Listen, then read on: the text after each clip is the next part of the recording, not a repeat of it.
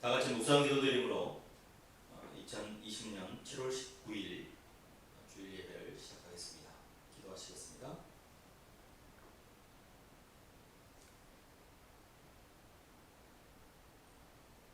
거룩하신 하나님 아버지, 오늘도 우리를 불러 모아주시고 어디에 있든지 말씀을 사모하며 주의 말씀을 듣게 하시는 애 감사합니다. 전 세계가 혼란스럽습니다.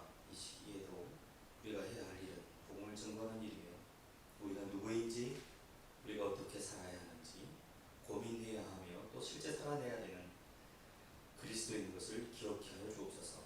오늘 말씀을 듣고 그 말씀을 적용하며 한 주간 살아내기를 소망합니다. 예배의 시종을 주님께 의탁합니다. 불러 영광 받아 주옵시며 인도하여 주옵소서. 예수님 이름으로 기도합니다. 아멘. 우리 함께 일어나서 오늘 들으실 하나님의 말씀을 듣도록 하겠습니다. 오늘 들으실 하나님의 말씀 로마서 11장 13절부터 21절까지 말씀입니다. 로마서 11장 13절부터 21절까지 말씀입니다. 제가 읽습니다. 우리 같이 읽죠. 각자 처소에서 같이 읽겠습니다. 내가 이방인인 너희에게 말하노라. 내가 이방인의 사도인 만큼 내 직분을 영광스럽게 여기노니 이는 혹 내 고립을 아무쪼록 시기하게 하여 그들 중에서 얼마를 구원하려 함이라. 그들을 버리는 것이 세상의 화목이 되거든 그 받아들이는 것이 죽은 자 가운데서 살아나는 것이 아니면 무엇이리요. 제사는 처음 익은 곡식가루가 거룩한즉 떡덩이도 그러하고 뿌리가 거룩한즉 가지도 그러하니라. 또한 가지 얼마가 꺾이었는데 돌 감람나무인 네가 그들 중에 접붙임이 되어 참 감람나무 뿌리의 진액을 함께 받는 자가 되었은즉 그 가지들을 향하여 자랑하지 말라. 자랑할지라도 네가 뿌리를 보존하는 것이 아니요 뿌리가 너를 보존하는 것이라. 그러면 네 말이 가지들이 꺾인 것은 나로 접붙임을 받게 하려 함이라 하니 옳도다. 그들은 믿지 아니함으로 꺾이고 너는 믿음으로 섰느니라. 높은 마음을 품지 말고 도리어 두려워하라. 하나님이 원 가지들도 아끼지 아니하셨은즉 너도 아끼지 아니하시리라. 아멘. 자리에 앉겠습니다. 말씀을 잠깐 우리 성경을 설명을 좀 드리고요. 설교를 좀 이어가도록 하겠습니다. 로마서 11장 11절에 보면 이렇게 기록되어 있죠. 그러므로 내가 말하노니 그들이 넘어지기까지 실족하였느냐? 이 이방 유대인들이 넘어지기까지 실족하였는가? 넘어지다, 실족하다, 이것은 실패하다, 멸망하다, 회복될 수 없다라는 의미가 있는 거고요. 그러나 뭐예요? 그럴 수 없다. 유대인들이 넘어지기까지 실족하였느냐? 그럴 수 없다라는 것이죠. 그들이 넘어짐으로 구원이 이방인에게 이르렀습니다. 무엇을 위해서요? 이스라엘로 시기나게 하기 위해서요. 그 결과는 무엇인가요? 시기가 나서 그들이 돌아오기를 원하시는 하나님의 뜻이 거기 들어있는 것이지요. 12절에 이렇게 기록하고 있죠. 유대인들의 넘어짐이 세상의 풍성함이 되고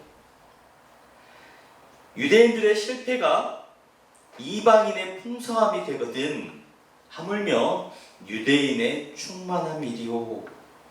이렇게 선언되고 있습니다. 그리고 오늘 본문이 이어지죠. 내가 이방인인 너희에게 말한다. 내가 이방인의 사도인 만큼 내 직분을 영광스럽게 여긴다. 사도 바울이 자신의 직분을 영광스럽게 여기고 있다. 그리고 이어지는 선포가 이렇죠. 이는 혹 내 고륙을 아무쪼록 시기하게 하여 그들 중에서 얼마를 구원하려 함이라. 앞선 11절에 나와 있는 구절과 동일하게 선포되고 있죠. 이스라엘이 시기나게 해서 그들이 돌아오게 하는 일에 사도 바울이 지금 어떻게 하고 있다고요? 쓰임받고 있다는 사실이죠. 결국 사도 바울이 이방인에게 복음을 전하고 있는 것은 하나님의 명령이기도 하고 자신의 소명이기도 하지만 동시에 그것은 이스라엘이 그런 바울의 그 이방인을 향한 복음 증거로 말미암아서 이 유대인들이 돌아오게 되는 그 얼마를 구원하게 하기 위한 그런 놀라운 사역이라는 사실이에요. 그래서 자신이 이방인에게 복음을 전하는 그것, 이방인의 사도인 그 직분을 더욱 영광스럽게 여기게 되는 것이지요. 이방인들도 돌아오고 유대인도 돌아오게 되는 사역이기 때문에 더 그런 것입니다. 15절은 다시 한번 12절이 반복되고 있죠. 그들을 버리는 것이 세상의 화목이 되거든 그 받아들이는 것이 죽은 자 가운데서 살아나는 것이 아니면 무엇이리요? 하고 선언되고 있습니다.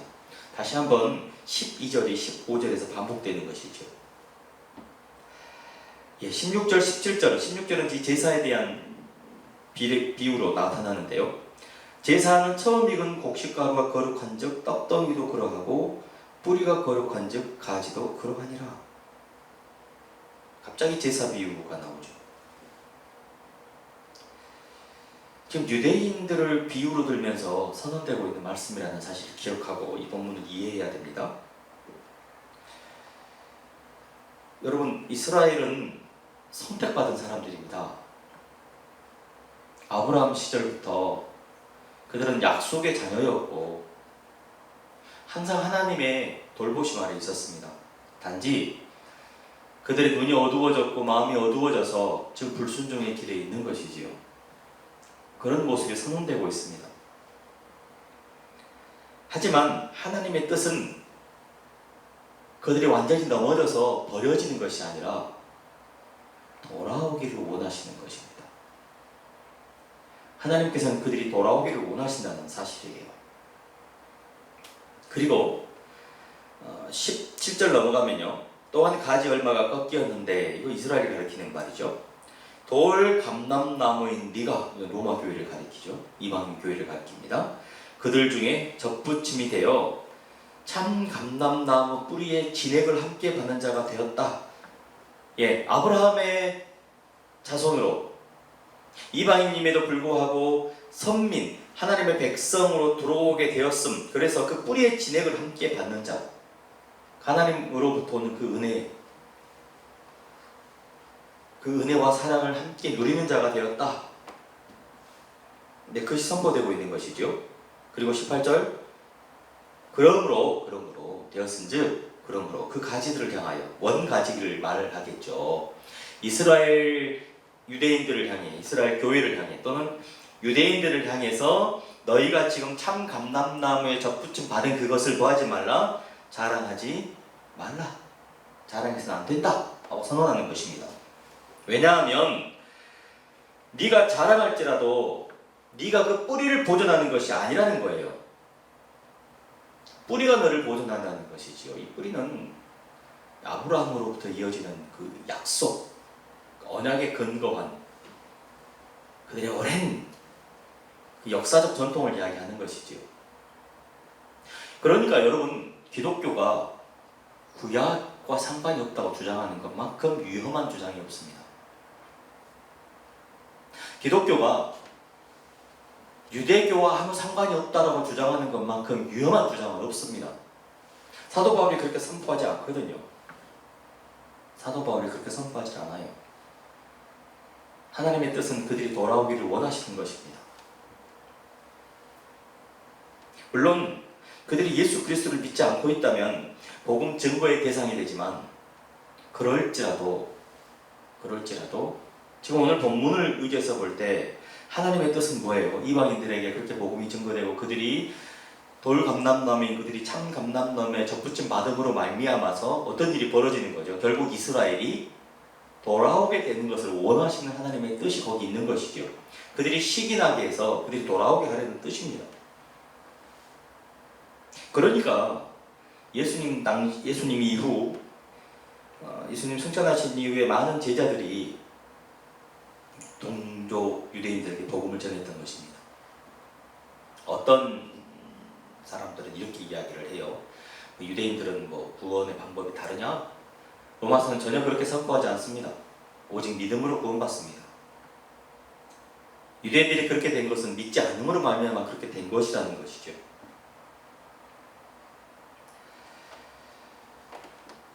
그리고 19절, 그러면 네 말이 가지들이 꺾인 것은 나로 적부침을 받게 하려 함이니. 옳다, 옳다. 그들은 유대인들은 믿지 아니함으로 꺾였고 너는 믿었기 때문에 믿음으로 너는 섰다. 이 다음 구절인 거예요. 높은 마음을 품지 말고 도리어 두려워하라. 하나님이 원가지들도 아끼지 아니하셨은즉, 여기서 원가지는 이스라엘을 가리키죠. 믿지 않는 이스라엘을 가리킵니다. 하나님과 상관없이 살아가는 이스라엘을 가리킵니다. 말로는 선민이라고 주장하지만 실제 그들은 믿음이 없고 하나님을 믿지 않고 하나님과 상관없이 살아가는 그들을 가리키는 것입니다. 그들도 아끼지 아니하셨은즉 너도 아끼지 아니하시리라. 너는 이방인을 가리키죠. 바로 로마 교회를 가리키고 있습니다. 오늘 설교의 제목이 제가 두려워하라 라고 하고 싶었어요. 그러나 오늘 설교의 제목은 조심하라, 조심하라, 이렇게 제목을 붙였습니다. 이방인에게 복음을 전하는 것을 사명으로 알고 온 힘을 향해 달려가는 사도 바울의 이 행동은 그가 원하지는 않았지만 이방인 신자들에게 그리고 동족 유대인들에게 엉뚱한 오해를 불러일으키게 하였습니다. 먼저는 예수 그리스도를 믿어 하나님의 백성이 되어서 하나님으로부터 오는 모든 복을 받아 누리는 이방인들, 이방 그리스도인들, 그들이 볼 때 이제 유대인들은 영영 가능성이 없는 것처럼 보여요. 이게 제외되었다고 생각하는 것이죠. 실제로 교회는 예루살렘을 빠져나와서 유럽으로 신속하게 퍼져나갔습니다. 그리고 그 주도적인 역할을 한 사람이 누굽니까? 바로 유대인이 바울이었고 제자들이었습니다. 그러니까 이방인들이 보았을 때 이런 거죠. 바울을 위시한 이방인에게 복음을 전하는 사람들이 유대인을 멀리하고 이방인에게 복음을 전해. 그것은 거기는 끝났고 이제 우리들의 세상이, 우리들이 그 모든 것의 주인이 되는구나. 그걸 뒷받침해주는 행동이 될 수 있다는 것이지요. 특히 지금 우리가 계속해서 읽어나가고 있는 로마서는 로마 교회에 보낸 편지입니다. 로마 교회는 역사에 의하면 누가 세웠는지 불분명합니다. 베드로가 세웠다는 말도 있고 예루살렘에서 박해를 피해서 나갔던 유대인들이 세웠다는 말도 있고 불분명해요. 또 베드로가 로마의 교회를 세웠지만 바울이 이렇게 선언한 장면이 있죠. 남이 닦아놓은 터 위에 집을 세우지 않겠다. 그렇기 때문에 지금 이 편지를 받아들고 있는 로마 교회는 베드로가 세운 로마 교회가 아니라 다르게 세워진 교회였을 것이다. 이런 이야기도 있습니다. 결국 누가 세웠는지는 불분명하고요. 다양한 그 주장들이 있어서 단정하기 어려운 교회인 것이지요. 하지만 비교적 정확한 상황이 하나 있습니다. 바울이 로마서를 쓸 당시 그 어간으로 해서요. 이 로마 황제 이 클라우디우스가 한때 유대인들 전부 다 로마에서 추방한 적이 있었습니다. 바울의 2차 선교 여행 때 이 브리스길라와 아굴라가 그 고린도에 와 있었던 이유는 로마에서 장사를 하던 사람들이 쫓겨나가지고 거기 로마에서 나와서 고린도에서 살고 있었던 사람들이었거든요. 자, 그렇게 로마를 떠난 유대인들, 그럼 로마의 교회는 누가 남을까요? 이방인들만 남을 수 있습니다. 그러면 유대인들이 모두 떠난 상황에서 거기 남겨진 이방 그리스도인들, 헬라 그리스도인들은 교회 안에서 세력을 키웠을 것이지요. 이로 인해서 기독교 공동체가 어때요? 유대인들이 아무도 없기 때문에 이제 유대교 기원의 요소들로부터 멀어지는 과정이 과속화되었을 것으로 보는 것이 지배적인 학설입니다. 그러니까 유대인들이 모두 떠나고 없는 곳에 이제 이방인들로만, 순전하게 이방인들로만 세워진 교회가 로마에 남아있게 되는 것이지요. 그리고 다시 이 클라우디우스의 그 명령이 거두어지고 난 뒤에 유대인들이 로마로 돌아갔을 때는 어떤 일이 벌어질까요? 교회는 많이 바뀌어 있겠죠. 이방인들이 주류를 이루고 있는, 그리고 유대인들과는 상당한 거리가 있는 교회들이 될 수밖에 없는 것입니다. 그런 이들에게 구원, 이스라엘과 교회의 관계, 믿음, 이런 가장 근본적인 신학적 문제들을 거론함으로써 그들의 믿음을 온전히 세우고자 보낸 편지가 이 로마서인 것이죠. 그러므로 로마서의 여러 선포들로 미루어 보건대 특별히 이 유대인과의 관계를 굉장히 강조하고 있는 것으로 볼 때 로마 교회가 이 탈유대화를 넘어서 유대교와는 상당한 단절 내지는 더 강경한 상황이 있었을 것이라고 우리가 예측할 수 있는 것입니다. 더 이상 교회가 예루살렘과 상관이 없다, 이런 주장이 나올 수도 있는 상황인 것이지요.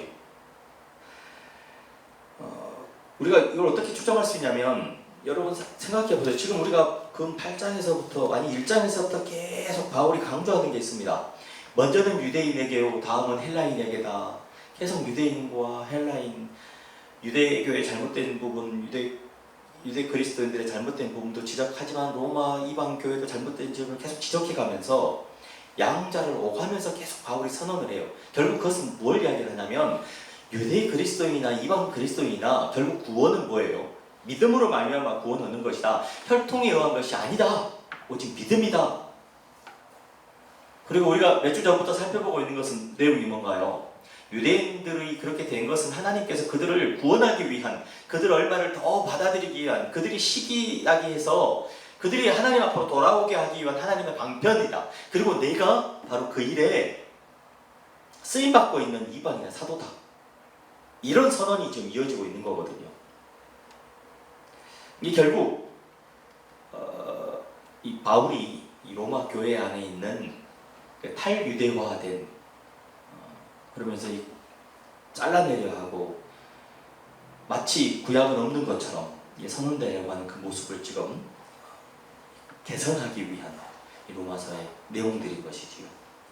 반대로 이방인들에게는 그런 선포가 이루어지고 있습니다. 동시에 반대로 이방인들을 향해 복음을 선포하는 이 바울이 유대인에게는 어떻게 보였을까요?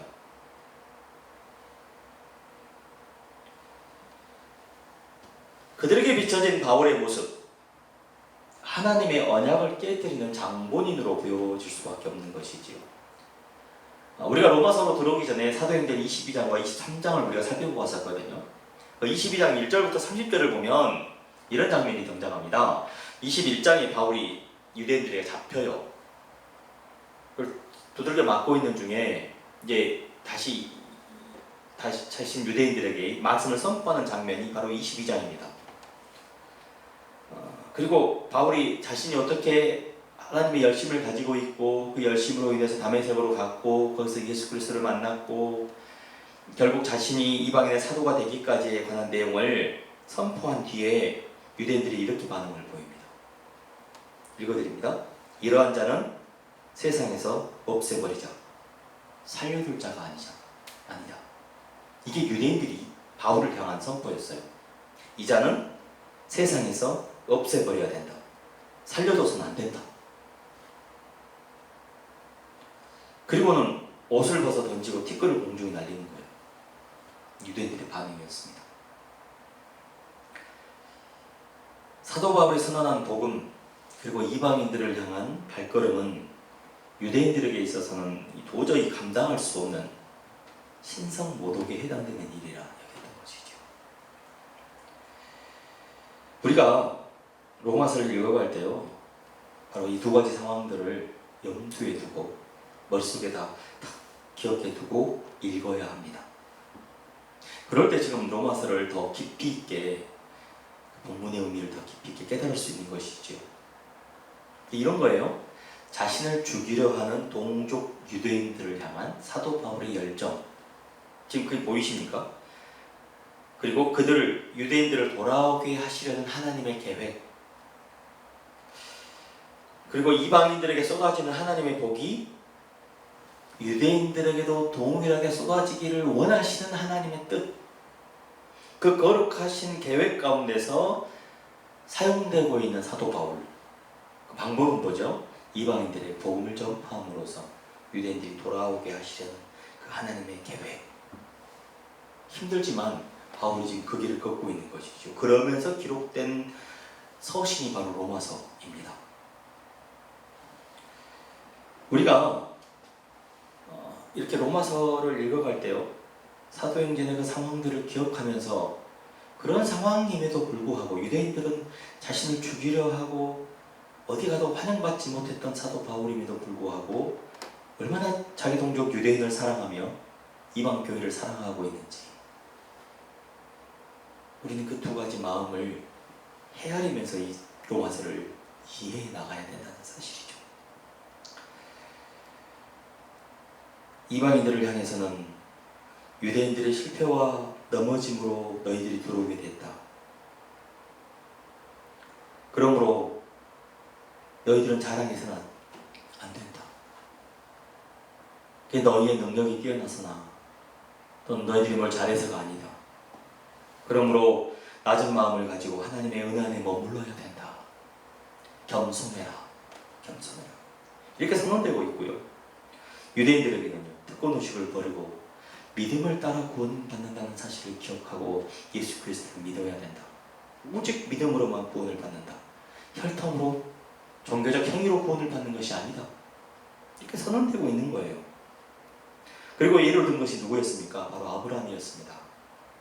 아브라함이 믿음으로 의롭게 되었지 않습니까? 아브라함이 믿음으로 의롭게 되었습니다. 그러므로 여러분도 믿음을 가져야 합니다. 이렇게 유대인들에게는 선포하는 것이죠. 지난 시간까지 그런 유대인들에 대한 그 보증과 유대인들에게 복음을 선포하기 위한 그 하나님의 뜻, 그들이 돌아오기를 원하시는 하나님의 계획들이 선포되고 있었다면, 오늘은 유대인과 이방인들을 향한 선포가 이렇게 마치 듀엣처럼 이렇게 나오는 장면이 등장합니다. 유대인들은 이방인들이 돌아옴을 보며 좋은 의미의 시기심으로 하나님께 돌아와야 합니다. 그 일을 위해 바울이 온 힘을 쏟고 있습니다. 그리고 구원받은 이방인들은 높은 마음을 버리고 겸손함으로 은혜 안에 머물러야 합니다. 주 내용은 이것이죠. 그러나 이방인을 향해 이렇게 선언되는 것이죠. 하나님이 원가지들도 아끼지 아니하셨은즉 너도 아끼지 아니하시리라. 조심해라. 두려워해라. 이어지는 구절이 이렇습니다. 그러므로 하나님의 인자하심과 준엄하심을 보라. 넘어지는 자들에게는 준엄하심이 있으니 너희가 만일 하나님의 인자하심에 머물러 있으면 그 인자가 너에게 있으리라. 그렇지 않으면 너도 찍히는 바 되리라. 찍히는 바 되리라. 무시무시한 말씀이 선포되고 있죠. 제가 이 SNS를 통해 설교를 전송하던 첫날, 여러분 혹시 기억하신가요? 제가 설교를 큰 그림으로 그리면서 계획한 바가 있었습니다. 그것은 로마 교회, 이 로마서를 읽으면서 로마 교회의 바울이 로마 교회에 선포하고자 했던 그 진정한 그 의미를 찾아가면서 동시에 그것이 어떻게 한국 교회와 오늘 우리에게 적용이 되며 어떻게 우리에게 선포가 되게 할 것인가, 마치 두 개의 다른 가지로 이렇게 강줄기로 가는 것 같은 이런 상황들을 보면서요, 한번 본문은 본문을 따라가면서 이해를 해가고 또 우리의 상황은 우리의 상황대로 계속해서 살펴보는 그런 과정을 가졌었습니다. 그러니까 여러분 약 한 2달 넘는 2달에서 3달 정도 설교를 가만히 생각해 보세요. 본문의 내용에 좀 맞지 않는 것 같은 우리의 상황들을 제가 직시하고 우리의 상황들을 자꾸 이렇게 지적했던 모습들이 많이 보였을 것입니다. 때로는 그 모습이 우리를 불편하게 했을 것이고 설교를 듣는 모든 이들에게, 물론 저를 포함한 모든 이들에게 상당히 불편한 마음을 주었을 거예요. 왜 저렇게 비판적으로 우리의 상황들을 지적할까? 왜 저런 모습만 보여줄까? 물론 가끔씩 정말 가뭄에 콩나듯이 제가 우리의 상황들을 보면서 위로의 말씀도 하긴 했지만 그저 대부분은 우리의 어긋나고 그릇된 모습들을 많이 고쳐야 된다라는 방식으로 제가 선언을 이어왔습니다. 그것은 바로 오늘 본문 때문에 1차적으로 여기서 한번 만나기 위해서 우리의 잘못들을 지적해 왔던 것입니다. 만약에 제가 그동안에 우린 잘하고 있어요, 우린 열심히 하면 돼요 라고 선포를 했다면 오늘 본문은 정말 엉뚱한 선포가 이루어지는 것이지요. 맥락이 맞지 않죠. 잘 하고 있는데 왜 조심할 필요가 있습니까? 잘 하고 있는데 왜 교만에서 벗어나야 됩니까? 왜 우리가 잘 하고 있는데 두려워하라고 선포를 해야 될까요? 만약 로마 교회가 잘 하고 있었다면, 로마 교회가 정말 하나님의 은혜 가운데서 두루두루 하나님의 사랑을 선포하고 복음을 증거하며 참다운 그리스도인의 모습을 잘 보여주고 있었다면, 신학적으로나 성경적으로나 잘 가고 있었다면 사도 바울이 이렇게 선언할 이유가 하나도 없는 것이지요. 그러나 그렇지 않다는 것이 로마서가 보여주는 그 실상들이거든요.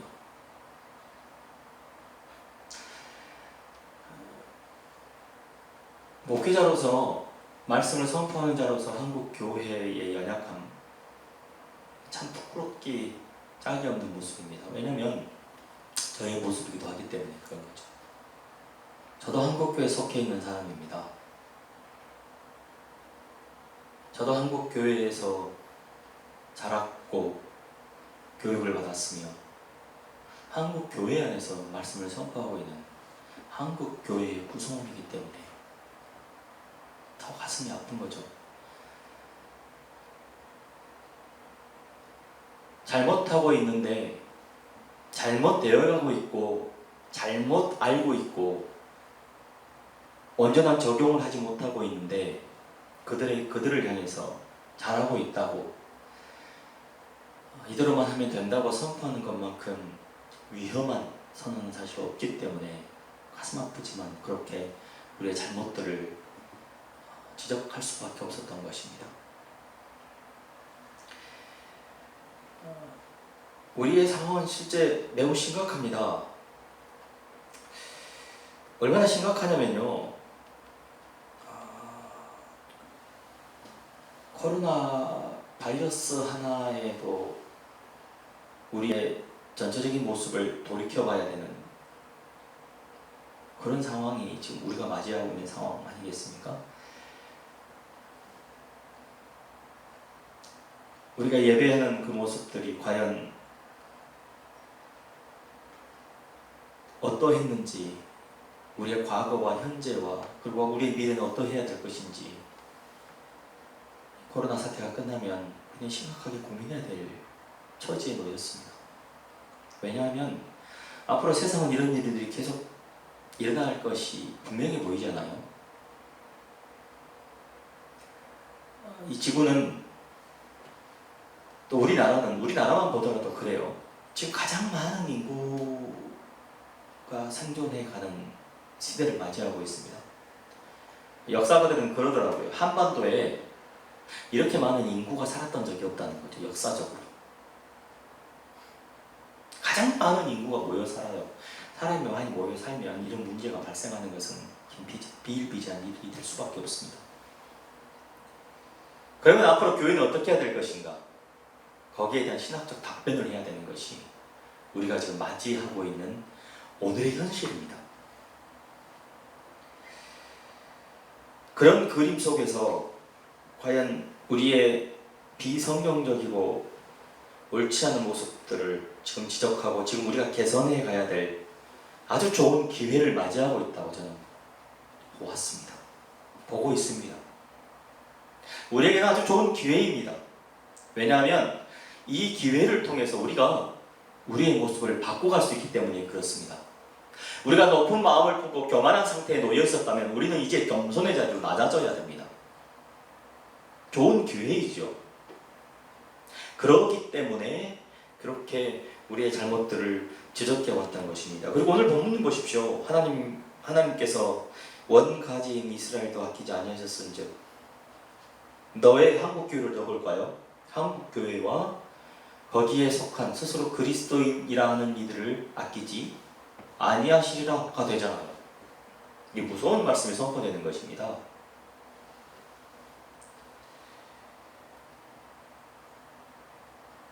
저는 그동안 이 로마서를 통해서 당시 이 유대인과 이방교회의 모습을 바라보고 계속해서 한국교회의 모습을 조명해 왔다고 말씀드렸습니다. 다시 본문으로 살짝 돌아가서요. 오늘 본문까지 내용을 볼 때 이방인들에 의해 이방인들이 주도적으로 이방인들이 주류를 이루고 있는 이 로마 교회에는 자신들이 구원받은 사실이 특별한 혜택인 양 자랑하고 믿음이 아닌 행위나 다른 것들을 주장하고 있었음을 우리가 알 수 있죠.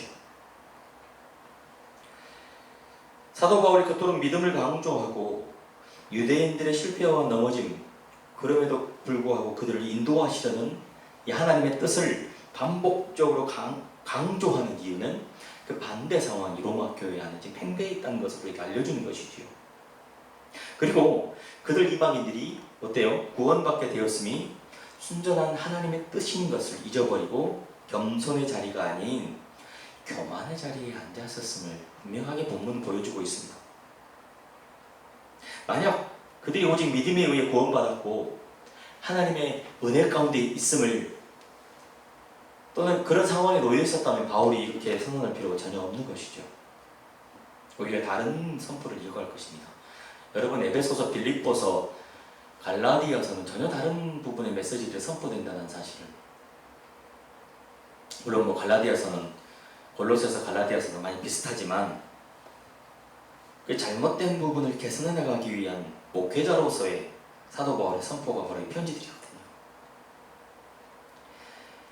그 유대인들의 문제, 유대인들과 그들과의 문제가 상당히 심각한 수준에 놓여 있었음은 바울이 강조하고 있는 그 분량을 보더라도 우리가 알 수 있는 것입니다.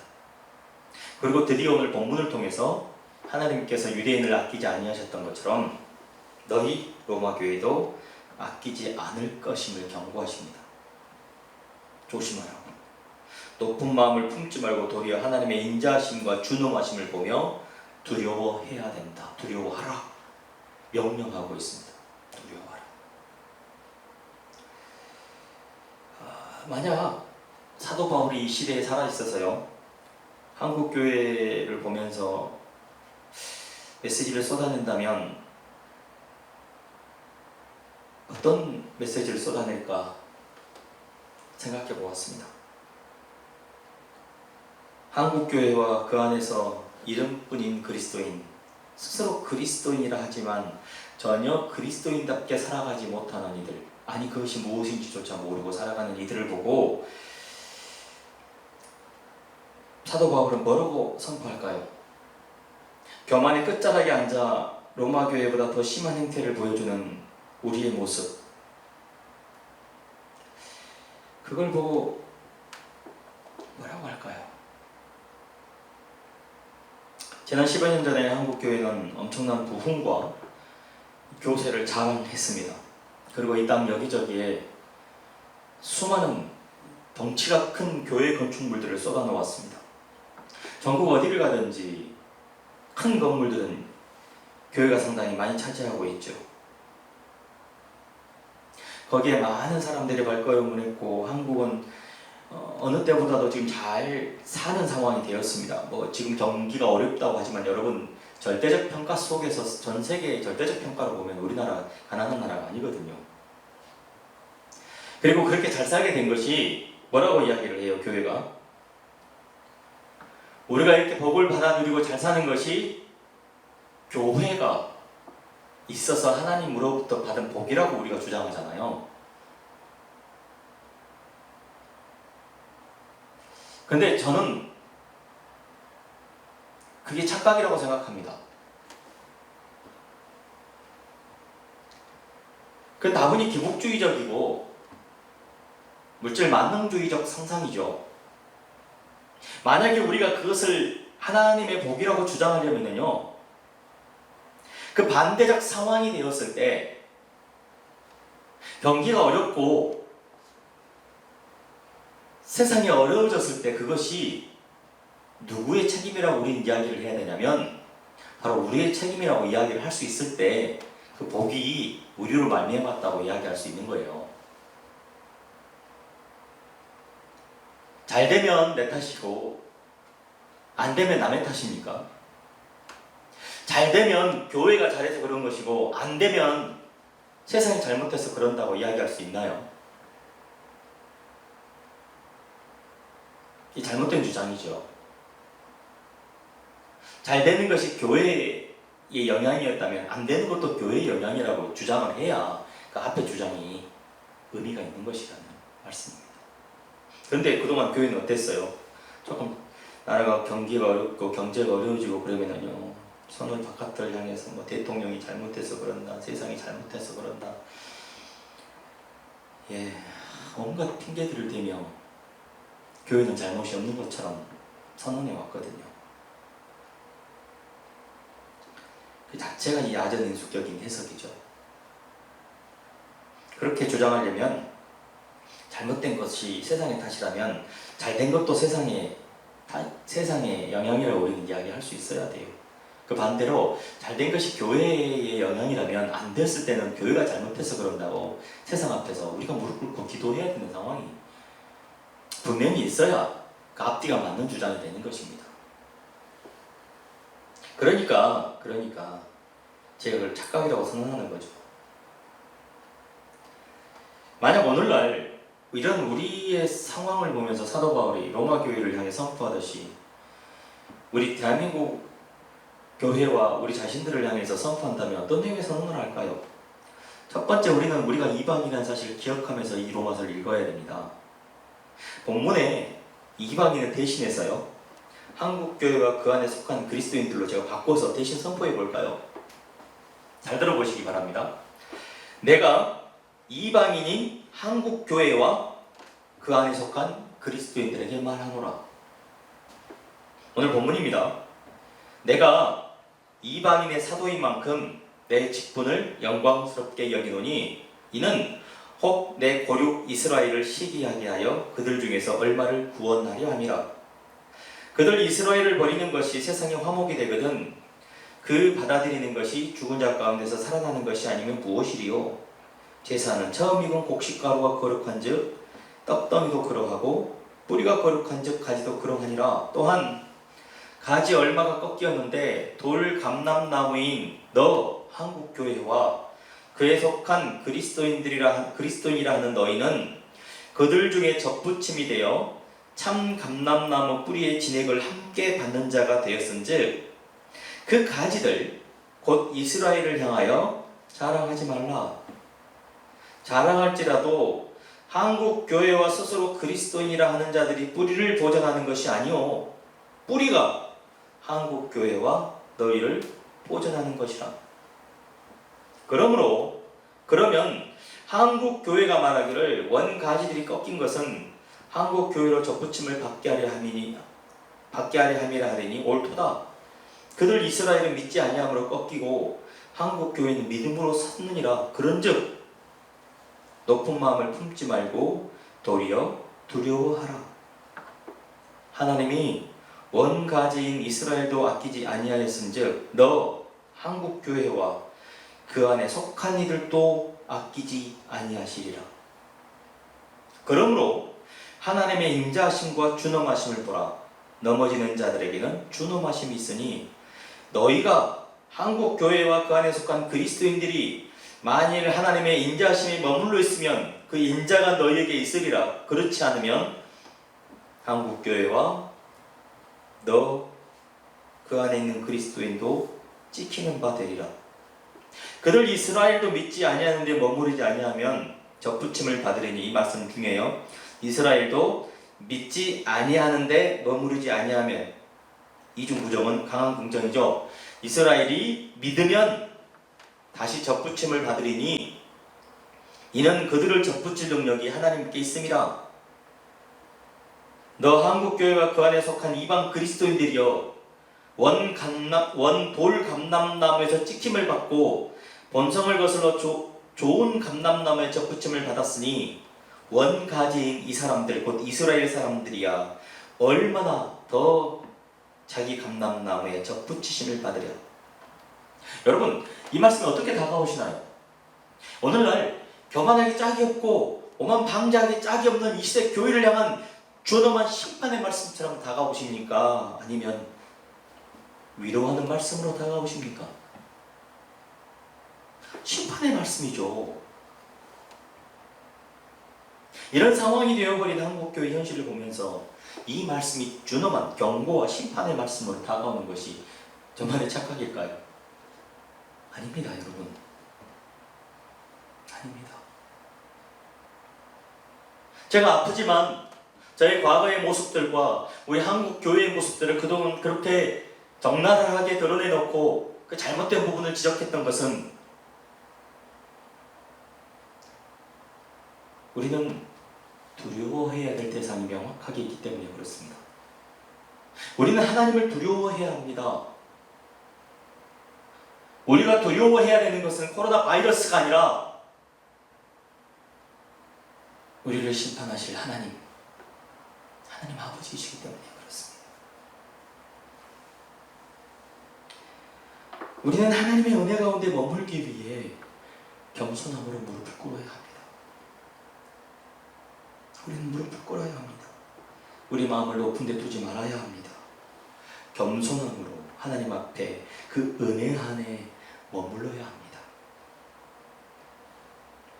그러므로 한국교회의 아픈 상황, 이 연약한 상황들을 보면서 우리가 해야 되는 일은요, 먼저 우리 자신을 돌이키는 일이고요, 한국교회를 위해 지금 금식하며 눈물을 흘리며 가슴을 치며 기도해야 될 시간을 우리가 맞이하고 있는 것입니다. 이 말씀을 들은 우리만이라도 한국 교회를 위해 진정으로 기도할 수 있어야 합니다. 내 주변에는 그리스도인들이라는 사람들, 내 주변에 교회 다닌다고 하지만 하나님과 상관없이 살아가는 그들을 위해 기도해야 합니다. 기도하기 전에 우리 자신이 먼저 십자가 앞에서 나의 교만과 허영심과 악한 마음을 모두 내려놓아야 합니다. 십자가 앞에서 그동안 내가 사랑했던 돈과 명예와 내 성공과 내 자식들이 잘 되는 것에 목숨 걸었던 그 부질없는 기복주의 내려놓아야 합니다. 내가 가져갈 수 없는, 내가 죽으면 사라질 부와 명예를 쫓았던 그런 유리구두는 깨부셔야 합니다. 무당들이 나는 푸닥거리를 쫓아다니며 복과 행복을 쫓아다니며 여기저기 하나님의 음성을 듣기 위해 몸부림쳤던 그런 신비주의, 그 신비주의의 촛불은 꺼버려야 합니다. 그리고 우리가 기도해야 되는 것이지요. 타인을 위해서요, 한국 교회를 위해서요. 한국 교회가 마음을 높은 데 두며 교만한 그 마음, 허영심을 버리게 하여 주옵소서. 더 이상 한국 교회가 돈과 명예와 잘되는 것에 목숨 걸지 않게 하여 주옵소서. 더 이상 한국 교회가 부와 명예를 쫓지 않게 하여 주옵소서. 세상이 내리는 그 평가에 움직이지 않게 하여 주옵소서.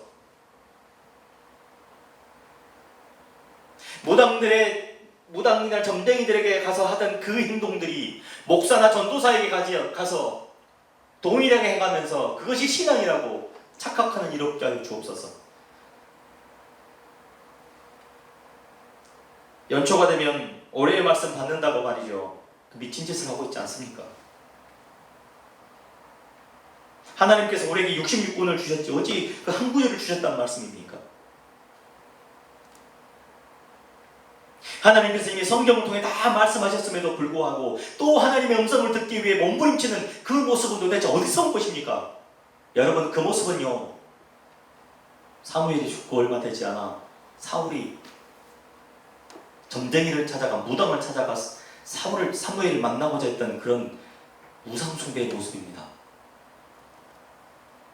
그 모습 버려야 합니다. 목사를 우상화하는 그 잘못된 습성 버려야 됩니다. 여러분 기억하십시오. 목사는 레위인이 아닙니다. 목사는 제사장이 아닙니다. 우리의 대제사장은 예수 그리스도이십니다. 히브리서 말씀이 그렇게 강조하고 있지 않습니까? 우리의 대제사장 되신 예수 그리스도.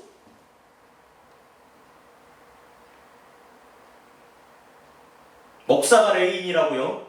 그 레윈이라고 주장하는 목사 예루살렘 성전에 지성소에 들여보내 보십시오. 돌에 맞아 죽을 것입니다. 들어갈 수 없습니다. 왜요? 이방인이기 때문에요.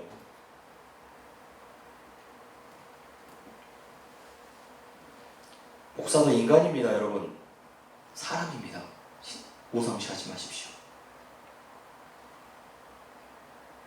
스스로 무상화하려는 목사가 있다면 여러분 깨우쳐 주셔야 돼요, 성도들이. 왜냐하면 사랑하는 형제요, 사랑하는 자매요, 가족이기 때문에 그렇습니다.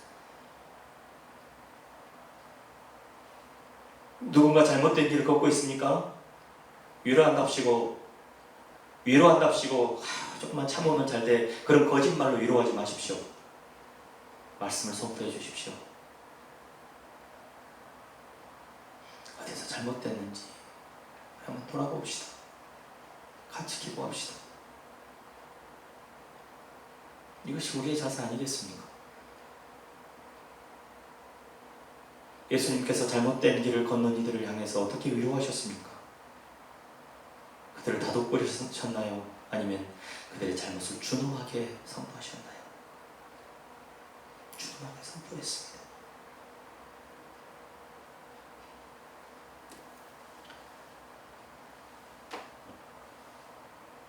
더 나아가 우리는 한국 교회뿐만 아니라 온 세계에 있는 교회들이 겸손함으로 믿음 가운데 은혜 안에, 은혜 아래에 있도록 우리는 기도해야 될 책임이 있습니다.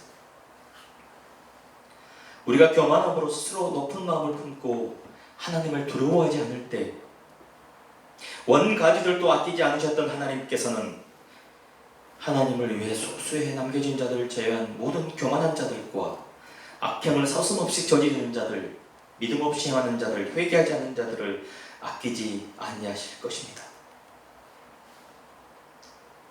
저는 코로나 바이러스보다 하나님 앞에 설 날이 더 두렵습니다.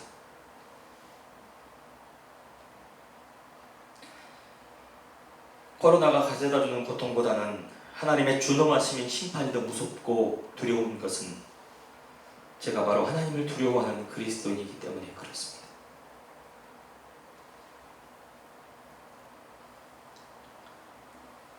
돈이 없어도 살 수 있고 돈이 나에게 가져다주는 편리함보다는 그로 말미암아 내가 하나님 앞에 온전히 설 수 없다면 그것이 가져다주는 편리함은 포기할 수 있습니다.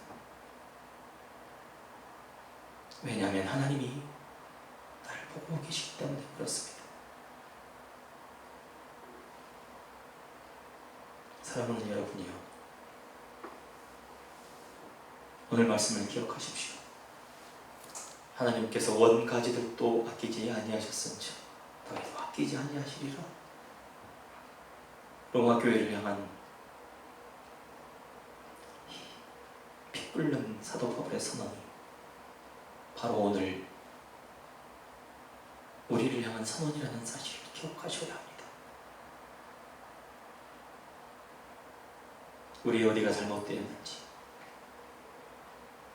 한 주간 여러분의 삶에서 여러분의 지나온 인생들, 여러분의 신앙생활을 돌이키시고 혹시 기억나지 않는 것이 있다면 하나님께 간구하십시오. 성령 하나님께서 우리를 도우실 것입니다.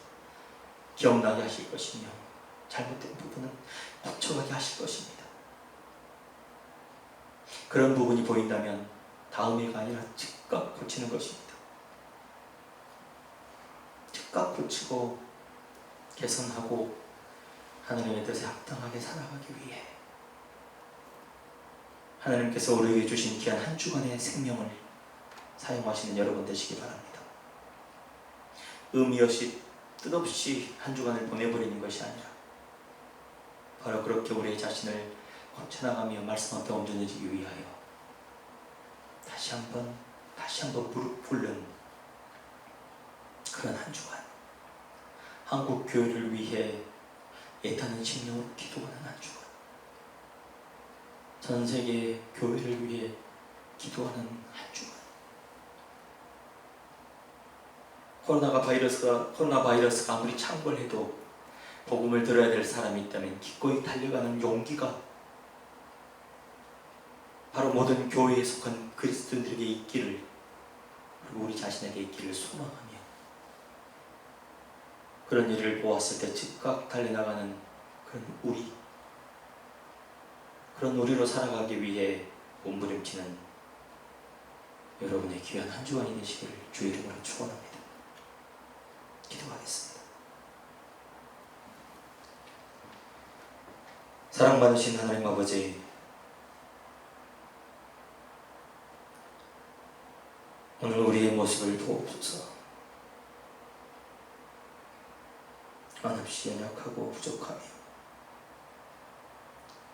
어디서 어떻게 무엇이 잘못되어 있는지조차 모른 채 그저 그렇게 동물처럼 살아가고 있지는 않습니까? 감정도 없는 기계처럼 하나님 그렇게 종교 생활을 이어가고 있지는 않습니까? 생명도 없고 말씀의 선포됨도 없으며 하나님의 은혜 가운데 머물지도 못하고 마음은 한없이 높아져 교만하며 하나님 없이도 살 수 있는 것처럼, 아니 실제 하나님 없이도 살아가는데 전혀 문제가 되지 않는 삶을 살고 있지는 않습니까?